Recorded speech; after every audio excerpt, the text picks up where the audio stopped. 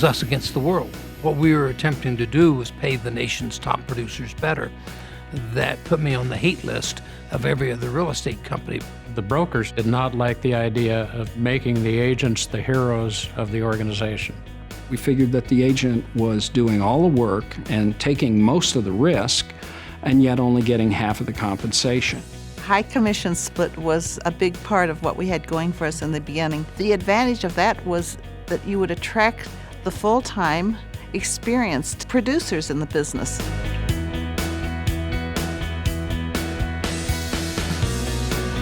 RE/MAX has always been that pioneer.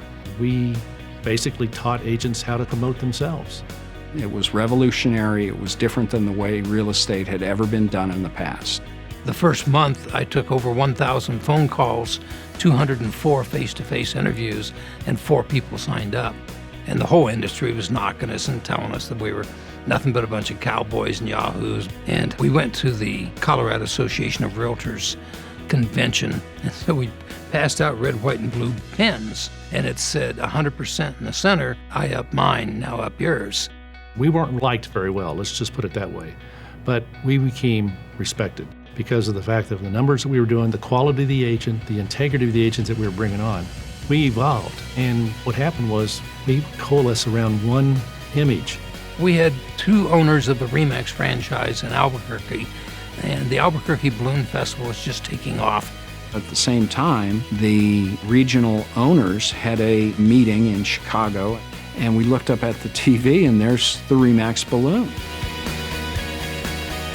Nobody wanted it as a logo. It was just, isn't that cute, our balloons up in the air? We took a silly little symbol and turned it into this massive icon of what professional real estate is supposed to be about. The early days of the company were fraught with a lot of financial difficulties. We had to sell a franchise in order to make payroll. We had to sell another franchise in order to pay the rent. It was just an absolutely terrible market. In 1980, we lucked out and sold to 2 extraordinary business people, Frank Polzler and Walter Snyder. Of course, we were extremely impressed. They showed us the best of the best, and we thought we could repeat that in Ontario. We thought there was a great opportunity in the marketplace for this type of brand and this type of business model. Dave looked at my financial statement. He said, Frank, you're broke. I said, we'll make it work. They convinced us that they could do the job, and they totally turned the company around. Frank and Walter understood franchising. They fell in love with our concept. They opened the entire European continent for us, and overnight they revolutionized our company. In 1983, we did our first conference up in Northern Ontario. This guy flew in with his seaplane, and I said, Dave, you want to fly with us? No, he said, Gail, you go. The pilot made a mistake. The plane went into a stall spin, crashed into the trees. Killing the pilot and putting Gail and the other 2 passengers in the hospital for years. Originally, they told Dave that she would be lucky to make it through the night. Even if she does come out of it, she may be a vegetable. She may never be able to walk. She may never be able to talk. He read motivational books to her, even though she was in a coma. And the doctor said, son, she can't hear you. He said, I'm going to keep talking to her, and I'm going to sleep here, and I'm going to be with her until she gets well.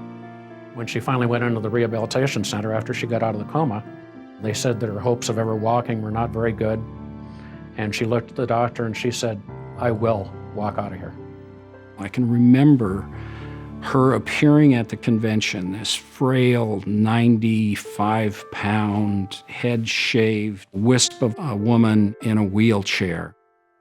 And she stood up in that wheelchair and waved with her other arm in a sling.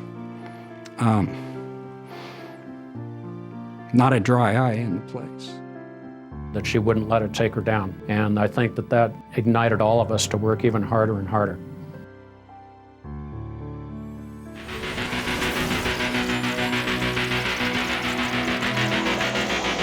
By the 90s, we were booming. At our 20th anniversary, we'd reached 30,000 agents. And at that point, we really started to become a factor in the country.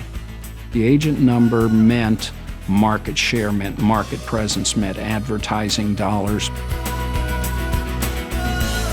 the premier best agents in the business, best customer satisfaction, the best brand name awareness, the most market share, the best web presence. All these things are the RE/MAX brand. The 90s were impacted by technology, and RE/MAX was in the forefront of that. We became the first real estate company to have a satellite TV network. We opened the convention at the National Association of Realtors with a huge booth, cameramen interviewing people. We made such a smash hit the first day that by the second day, 30 or 40 of our competitors all had whiteboards up in their booths that said, "We too have national television coming." We had the tools to help make agents and brokers more successful than they had ever been in the past. Our national company, our regional companies, our broker owners. We are all specialists in providing products and services to help top producers become more successful. We are totally devoted to the top producer.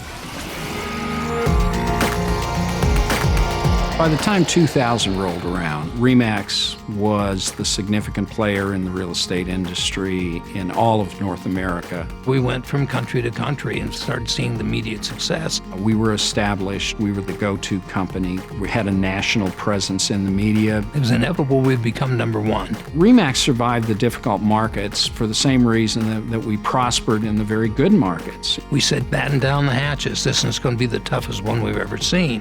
Dave, being the visionary that he is, realized what agents needed to do was change the focus of their business. First, we saw the unbelievable number of foreclosures and REOs coming and said, you've got to prove to bankers you can handle REOs.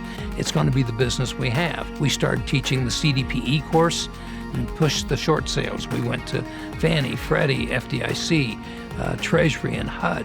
We helped them rewrite the short sale rules. So we embraced the changes. If you have a company that's built with the very best brokers and the very best agents, it's going to prosper. To be affiliated with the best agents, the best broker owners and managers, it's been the best 40 years of my life. There's no words to explain how much we appreciate the real estate agents and broker owners that work with us.